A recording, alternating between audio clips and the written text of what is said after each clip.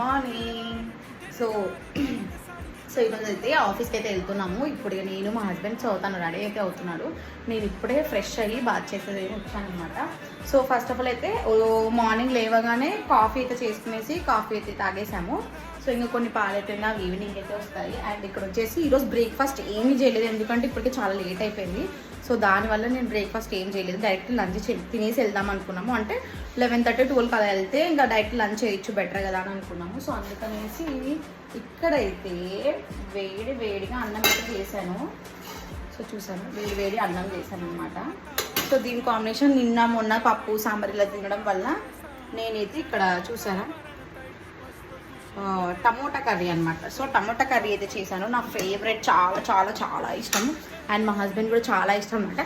So ఇలా మీరు ఎప్పుడైనా బ్రేక్ఫాస్ట్ని స్కిప్ చేసి లంచ్ చేశారా, చేసింటే కింద కమెంట్స్ చేయండి. ఈరోజు మీ లంచ్ ఏంటో కింద కమెంట్స్ అయితే చేయండి.